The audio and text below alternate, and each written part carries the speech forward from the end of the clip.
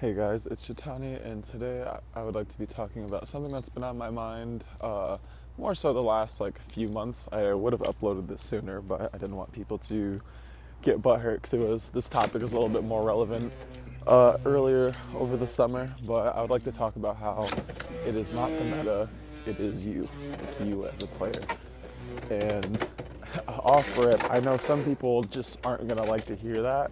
Some may click off, some may leave a comment saying I'm wrong, and maybe say I need that or need the meta to succeed. But in all actuality, it's just not true, and a lot of it is just based on player to player experience.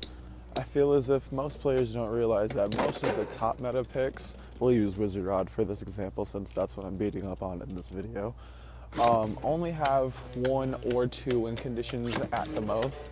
Usually it's just one unless something crazy happens, like sometimes a Wizard Rod will get a crazy KO off of recoil. It's usually, not its own recoil that it's using. But yeah, most only have certain win conditions, and once you fully analyze and realize what they're going to do, and then play accordingly. Not understanding what the opponent's objective is, type matchups, and also launch positioning is going to be the death of a lot of casual players, unfortunately. 'Cause I personally understand how bad it can feel to just constantly get outspun by Wizard Rod over and over and over and over again in a tournament for your first time. As you keep playing the game, everyone will understand that there's a positive and negative matchups for each meta pick. For example, Wizard Rod is strong and balanced, can spin for minutes depending on who's launching it, but can suffer from heavy upper attacks from Nightmail, Shark Scale, Hover Wyvern, etc. So we take that information, and we take the information that Wizard Rod on any type of defensive or even stamina variant will outspin whatever defensive or stamina variant you throw at it. Even a mirror match is very tough depending on the bit and ratchet setup you have, so it's a little tricky. So how do you prepare for it? You bring in one of the named attackers that I previously said, or even a niche pick like Drawn Sword or anything, but I'll talk about niche picks here in a minute. And you prepare for it. Or you can bring Cobalt Dragoon on Elevate, which is a higher skill ceiling Beyblade, but it's extremely worth learning. Probably wouldn't recommend that for a beginner, but real ones know. Alright, and back to Drawn Sword, because that's what I'm using in this video. In this video, I'm using Sword, 160 Rush, Crimson Garuda, 360 Low Rush, and then my Nightmail combo, the 960.1.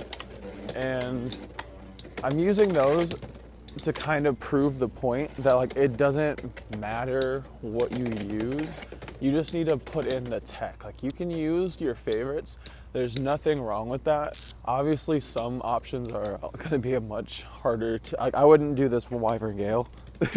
Sorry to the 3 Wyvern Gale fans out there, but you have to know what the blade can do, and you need to be able to put in the work to learn the angles. You need to learn to read other players. You need to have the ability to have several techniques, not just the reverse X, not just the drop, not just the flat launch. And you need to learn you need to know when to apply those, when they're appropriate. Because if you don't, it can cost you if you're not using a favorable blade. It's very unfortunate, but even recently, I took second in a tournament because I threw the wrong technique. I knew it was the wrong technique when I threw it. And it was Drawn Sword versus, I believe it was something Brave, Jaggy, 360 Low Rush. I basically just got weight bullied and I got hit into a pocket. And it's unfortunate, but in my heart, because of how the rest of the match was going, I could have won that had I thrown the right launch. Sometimes it really does come down to it if you're just not going to use a favorable matchup, and that's just something you need to accept. Part of competing is just being prepared. My opponent just happened to be more prepared than me in that moment with their picks and what they threw. and that's fine, you know. If someone else wants to be more prepared, like, you just have to kind of swallow it. You can't really, I couldn't really be upset, you know. It's like, damn, next time I just need to be even sharper, or I just use something a little bit easier and practice, you know. Like, it's always practice, but, you know, if you want to stick with what you have, you got to be very, very sharp with your moves. Something that I think a lot of people don't realize as well is that just launch tech alone can really carry people if you're using less favorable combos. And I know some people might disagree with me because they're like, oh, well, the meta is the most effective for a reason, blah, blah, blah. But truthfully speaking, like, I've clapped an Arrow Pegasus with my Shelter Drake. You know, like, like, a lot of it is within your tech, and what I would suggest to any casual player, like, if you want to start taking the game seriously, is just start recording your matches. Start recording all of your practice matches. Start recording your testing. Start recording matches with friends. Bring a tripod to a tournament, you know, like, that's usually cool with everybody. That's something I did. That's kind of how I started even doing TikTok. Well, first it was like a meme, and then I just started actually, like, posting and going to events and sharing my results and how I played, and, you know, just that alone, you know, seeing what worked, what didn't work, and, you know, how certain people like to play other combos too is also extremely helpful. And I would honestly recommend that more so than anything else, like, especially because I was a solo player. But if you have access to better people, just ask them. Like, most players are nice enough to just tell you everything that they do. Another piece of advice I have for newer players is to just compete as much as possible if you want to improve as fast as you can. As bitter as defeat can be, if you are able to, like, stomach your losses and just realize what you did wrong, because a lot of times, you know, there's a lot of luck in the game, but there's a lot of ways you can manipulate the odds to be in your favor. And if you just didn't do it right that time, it's cool. But if you are recording and you are communicating with your opponent, you know, learning, absorbing as much information as you can really, you just learn over time. Like, it's just, like, I come from fighting games, like the fighting game community, and I took a lot of ass beatings in a lot of my favorite games before I learned how to throw a quarter circle forward. You know, that's kind of embarrassing to admit, but it's like, yeah, like, you know, everyone starts from somewhere, and playing is really the best way. Like, even if you don't want to be hyper analytical, even if you don't want to record everything, just playing and getting a good rhythm for it is really good. Like, that's probably one of the best things you could do, as well as absorbing content online. For me, when I was first starting out, like, I was a scrub. I couldn't even hold a winder launcher steady. I would constantly get missed launches or accidentally hit my opponent's hand, which also super embarrassing, especially in, like, events when other people are experienced and I'm, like, the only person who wasn't.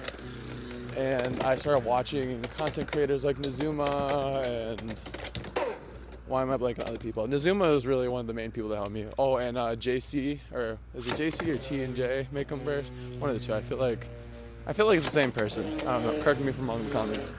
But I watched a lot of competitive and skilled players who were willing to give advice. And because of watching that and getting a lot of solo practice, like, I was able to just become better on my own. And I've only been playing competitive for, it'll be a year at the end of next month. At the end of September 2025 will be 1 year of competitive Beyblade X for me. And within a year, I went from being a scrub who couldn't hold a launcher steady to, since January, I have claimed 14 tournament first places. And now people think I'm so good at the game, I guess, and, you know, watch me for advice and stuff like that, you know? Like, there's a lot that can change within some months if you're willing to put in the time and compete and just really learn. And it also helps if you have a friend to play with as well. One of the best ways I like to practice is what you're seeing right here. In this video, I know I didn't mention it earlier, but you're watching first to 10 matches between Wizard Rod. This is Wizard Rod. I believe it was on free ball, not regular ball this time. But either way, it was first to 10 between whatever combos I throw at it, and that's just how I practice. I will sit there for hours sometimes, depending on the day, and I will just run my favorite matches or my favorite combos against it to see how viable they are. Because realistically speaking, like, you're going to see Wizard Rod at a tournament. If you don't prepare for it, that's your own fault. Like, you can't really blame Wizard Rod. So I will sit here and I will test different aggressive combos. I will throw different techniques. I will just try it for as long as I can until I just get bored of it, which takes me a while to get bored, I will say. And then after that, I will see what works. If not, after a couple first attempts, if it doesn't work out, I'm switching the combo up and I'm going again. I think playing against some of the top picks is easily the best way to train, just because you are going to see it no matter what. Even if you want to use your favorite options that are less viable, you just will see it. So your best hope is to outplay your opponent. Alright, well, that's basically all the yapping I have to do. This has just been something that's been on my mind. I had written out some loose notes of points I wanted to touch on. There's a chance I'll make like a part 2 if this gets, if you guys enjoy my thoughts on Beyblade. I would love to give out more of my thoughts. But yeah, that's pretty much all I have to yap about regarding that for now. Show this to someone who will curse Wizard Rod's name and just swear that they can't beat it, swear it's the number one, and just see what they say. I feel like this is a good conversation to have with a lot of players, because a lot of players just don't have the game sense, unfortunately. And I feel like a lot of players are adapting. More and more people are learning to counter it, especially like in Japan, for example. Like, they just unbanned Wizard Rod, or they took it off the Hall of Fame. And that's because people know what to do now. Like, most players are better. There's not as crazy as a skill gap as there used to be. And it really makes me happy to know that, like, the community is growing together, and I hope conversations like these will inspire more people to just put in the work. Because when I say it's not the meta, it's you, like, I really mean that, but I mean that in a good way, Like, I mean it in a challenging way. I mean it in, I want you to practice to get better, because no matter what, you're going to see a lot of these options, and you just don't want to be the person caught lacking. And I understand that sucks. I understand it's frustrating. That's why a lot of people will curse Wizard Rod or Silver Wolf, or curse their names, but it's really you. Definitely hope everyone puts in the work. There's a lot of resources out there. If you just simply look up launch tech or look up balance tuning, if you made it this far in the video and you don't know what balance tuning is, definitely learn about that. That's a big tip. But anyways, I would like to thank you guys for watching. Please subscribe if you haven't. Please let me know in the comments if you've enjoyed this commentary. I will definitely do more. If not, who cares? Whatever. I'll do more tournament videos. I have a tournament in the morning in Chicago, actually. That'll be really fun. Should be a good video for that. And yeah, let me know your favorite Beyblade, and I hope you enjoy the gameplay. I'm gonna just let it roll. It's got like a minute left.